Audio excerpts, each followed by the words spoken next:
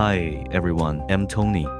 A gang of over 120 thugs, armed with machetes, iron bars, daggers, and other weapons, was taken down by an ordinary-looking electrician in a 1 versus 120 showdown. The attack left 9 dead and 48 injured, shocking the entire nation. So, what exactly happened that day? The incident took place in a small mountain city in China, famous for its rich coal resources with nearly 100 mines of all sizes. On the 18th of November 2010, more than 30 cars rolled into one of the coal mines in a mighty procession. The ringleader was a burly man with a fierce scowl. Over 120 men got out of the cars, all carrying weapons, and stormed angrily toward the mine area.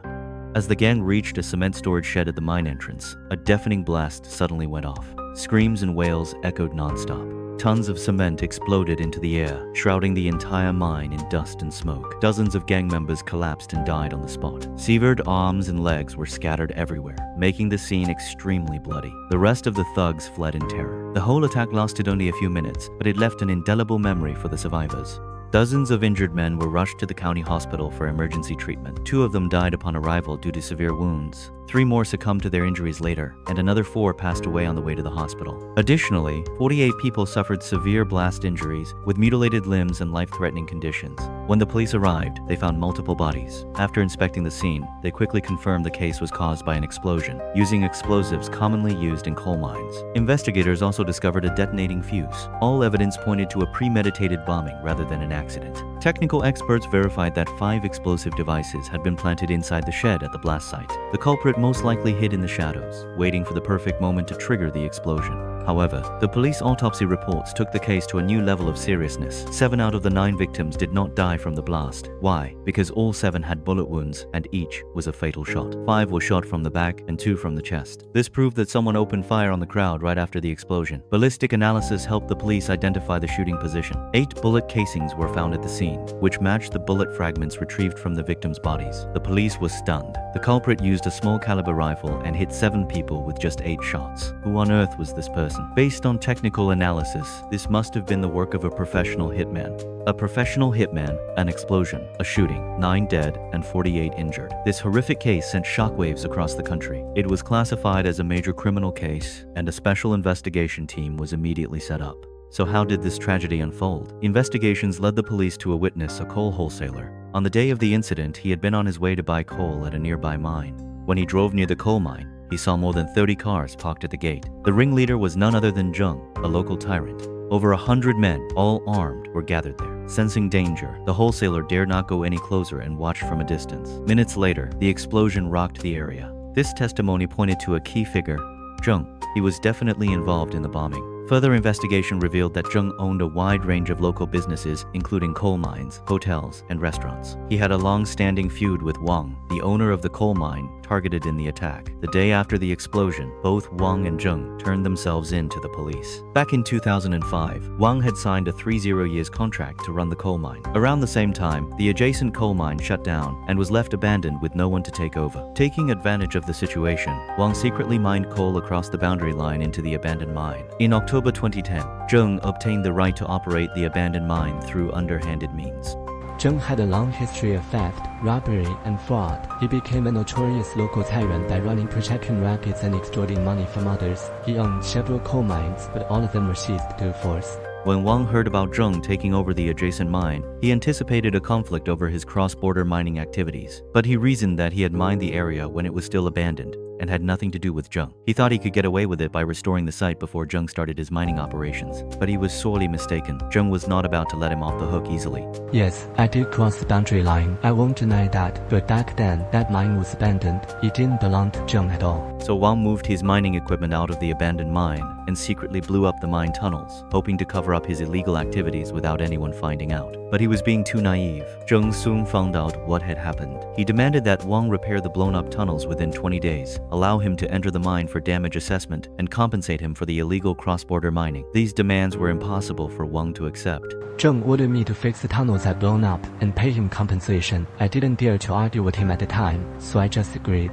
Although Wang had verbally agreed to repair the tunnels, he was only stalling for time out of fear of retaliation. In reality, he had no intention of spending money on the repairs. The 18th of November 2010 was the deadline for fixing the tunnels. On that day, Zheng led over 120 armed thugs to the mine to teach Wang a lesson and show him who was in charge. That's how this tragedy happened. But here's the strange part. Wang was not at the mine on the day of the attack, he was in another city. Could it be that he had nothing to do with the explosion?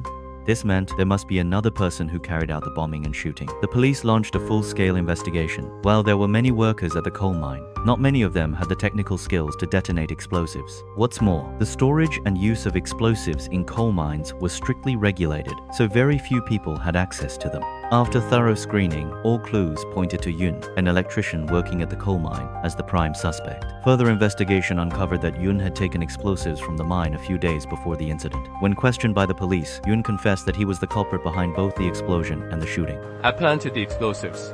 Yes, that's the truth. I don't have any excuses to make, but I didn't have the intention to kill anyone. Here's the full story. After being threatened by Zheng, Wang had no intention of backing down or paying compensation. Instead, he spent those 20 days gathering his forces. He hired over a dozen bodyguards, bought stab-proof vests, helmets, and other protective gear, and obtained several hunting rifles, pistols, gunpowder, and bombs through underground channels. He was ready to fight Zheng to the death. Those guns were all leftovers from the 1990 seconds. I bought them later to defend myself against Zheng's revenge. Despite having all these weapons, Wang was still terrified of Zheng's influence in the local area. He was at a loss about what to do next. That's when his friend Yun, the mine electrician, stepped forward. Yun told Wang that he was confident he could take down the entire gang by himself when Zheng showed up. Yun's plan was to plant a large number of explosives near the mine entrance, rig a simple detonation device using the mine's electrical system, hide nearby to watch, and trigger the explosion once the thugs entered the mine area. I thought I was doing this to rid the community of a scourge. Those men came with ill intentions. No good person would show up with weapons like that. What was Zheng trying to do? He was trying to steal the coal mine. This kind of land grabbing wasn't the first time it had happened in our area. It was a risky plan, but with the deadline fast approaching, Wang couldn't think of a better option. He had no choice but to agree. After planting the explosives, Yun took an extra step to ensure the mission's success. He secretly bought a small caliber rifle for $500 and scouted out a perfect sniping spot. His plan was to shoot any survivors after the explosion. In the end, his actions led to this horrific incident that killed 9 people and injured 48 others. Since Zheng had turned himself in, the police interrogated him immediately. But Zheng was extremely arrogant and uncooperative during questioning. I'm not going to die. I refuse to sign this statement. Whoever wants to sign it can do it, I won't. Investigations revealed that Zheng had assets worth hundreds of millions of yuan, including 7 coal mines, 1 coal washing plant, a 3-star hotel, multiple entertainment venues, and other businesses. To dig deep into Zheng's criminal activities, the police assigned over 300 officers to the case. After more than a month of intensive investigation, the Special Task Force uncovered over 20 leads related to Zheng's illegal activities. It turned out that Zheng was the leader of a gangster organization that started out running illegal gambling dens. He had been sentenced to 2 years in prison for operating casinos in 2007 with a 4-year probation period. But during his probation, he ordered his underlings to secretly open more underground casinos in various locations. The 3-star hotel under his name was actually a property he won through gambling. Zheng had hired a large number of local hooligans and ex-convicts as his thugs. They did all kinds of evil in the area, making Zheng infamous throughout the city. Everyone knew who he was and lived in fear of him. His gang had a clear hierarchy and an organized structure. When the local coal mine supervision office tried to investigate the illegal activities at his mines, the inspectors were immediately threatened. Zheng's men even beat up the director of the supervision office. Zheng's dogs were extremely brutal. They shouted threats at the mine supervision director. If you dare to shut down my mines, I'll kill you and your whole family. If you show your face today, I'll twist your head off and chop your legs off. In the end, Wang, the coal mine owner, Yun, the electrician, and Zheng, the local tyrant, all 3 were sentenced to death. The case finally came to an end. We must crack down on criminal gangs and organized crime without mercy. We will take down every single one we find.